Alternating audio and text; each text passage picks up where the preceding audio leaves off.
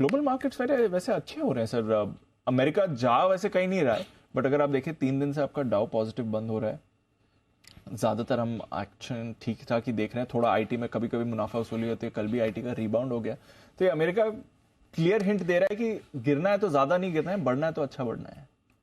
नहीं, प्रॉब्लम क्या है मालूम है, लाइफ कभी भी रैशनल नहीं होती और लॉजिकल नहीं होती और लाइफ से ज्यादा मार्केट्स।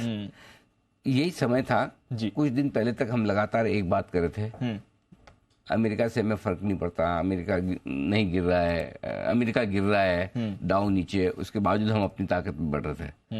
तो क्या ऐसा अमेरिका नहीं कर सकता है कि थोड़े दिन वो बढ़े हम ना बढ़े? राइट, हो ही सकता है। और वो भी कहाँ हुआ है, सिर्फ कल के सेशन में। तो 1-on-1 परफेक्ट कोरिलेशन लाइफ में मिलता नहीं है ना। सो आई थिंक अमेरिकी बाजारों से जैसे संकेत चाहिए हमें, इससे बढ़िया उम्मीद भी करना गलत है। करेक्ट। बहुत बढ़िया है, 3 दिन से आपका डाउ मजबूत है। नेस्डेक परसों घटा था, कल उतना को उतना बढ़ गया।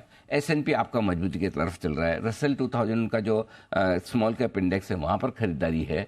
अब थोड़ा बहुत यूफोरिया हमारे यहाँ बना मिड कैप स्मॉल कैप शेयरों में, तो कल हम थोड़े हल्के हो गए। हम बात कर भी रहे थे कि जब रिलायंस पावर, सुजलॉन जैसे शेयरों में भारी भरकम वॉल्यूम के साथ बड़ी तेजी होती है और रसेल 2000 अगर 3 दिन में 7-8% बढ़ जाता है, तो नेचुरली वो यूफोरिया वाला माहौल जो है ना, वो मार्केट में कहीं भी हो, वो मार्केट को हल्का करता ही है। आगे पीछे एक आध दिन आगे पीछे हो, और कल भी आप देखिए वहाँ इतनी तेजी में भी रसेल 2000 नहीं बढ़ा है, कल गिरा है ना। और कल हमारे यहाँ भी करेक्शन की शुरुआत जो की सुबह मिड कैप शेयरों ने की, सबसे पहले लाल निशान में आपका mid cap small cap index गया, वहाँ करेक्शन हुआ। सो आई थिंक जो ज्यादा बढ़े हैं, जहां अनाप शनाप थोड़ी तेजी हुई है, और कई बार मार्केट ये संकेत देता है, बार देता है, ऐसा पहली और आखिरी बार नहीं हुआ कि जब पेनी स्टॉक्स बड़े तेजी से भागने लगे, हर आदमी तेजी के मूड में आए, सबको लगे mid cap small cap share में बहुत भयंकर वाली तेजी, जब आम राय बन जाए कि अब तो ये नीचे आएंगे नहीं, तब हल्का फुल्का करेक्शन बाजार आपको देता है। वैसा ही हुआ। ये तो चलिए अमेरिका और हमारे मिक्स की बात है, लेकिन अमेरिकी बाजारों से कल जो संकेत है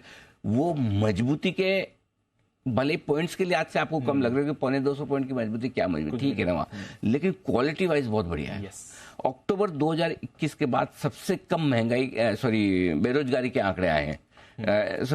बेरोजगारी बढ़ के आई है, बेरोजगारी बढ़ के आई, मतलब नौकरियां सबसे कम मतलब कम लगी है। सो करीबन 2,80,000, जो आप ये समझिए करीबन आप समझिए 17-18 महीनों के हाईएस्ट नंबर, ऊंचे। नौकरियां कम होना अमेरिका में इस लिहाज से इम्पोर्टेंट है। नौकरियां कम है, इसका मतलब यह है कि थोड़ी मंदी के संकेत है ना। वो वाली बात है कि एक कहावत है अमेरिका में कि मतलब मंदी मतलब या फिर आर्थिक धीमापन, हल्की फुल्की जो कहते हैं ना, ग्रोथ स्लो डाउन, वो होता है जब आपके पड़ोसी की नौकरी चली जाए। राइट। और रिसेशन या मंदी तब होती है जब आपकी खुद की चली जाए। करेक्ट। उससे मेजर किया जाता है। सो अब वो नौकरियों से मेजर करने वाला जो सिस्टम है ना अमेरिका का, सो अब वो धीरे धीरे आ रहा है ना। सो अमेरिका में ये जो बेरोजगारी के आंकड़े बढ़कर आए हैं 2,80,000, ये बता रहे हैं कि भाई नौकरियां जा रही, तो इसका मतलब ये कि फेड ने जो दवा दी है वो दवा असर करना शुरू कर चुकी है। दवा दी है, ब्याज दरें बढ़ा कर, और ऐसे में थोड़ा स्लो डाउन आ रहा है, थोड़ी नौकरियां जा रही है। और इसी वजह से कल जो एक और जो चीज बनी वो ये दीप की आपके बॉन्ड यील्ड्स तेजी से घट कर आए। तो इसका मतलब ये कि अब जून की पॉलिसी में लगभग आम राय बन रही है, पॉज, पावेल साहब रुक जाओ, हाँ अभी थोड़ा आराम करो, बहुत बढ़ा दिए दरें, अब थोड़ा देखो।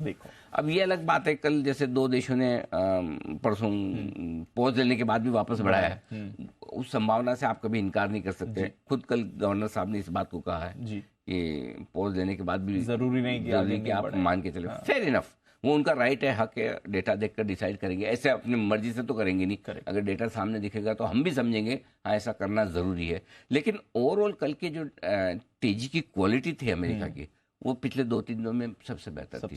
तो अच्छे कारणों से अमेरिकी बाजार बढ़कर आए, वो ठीक है।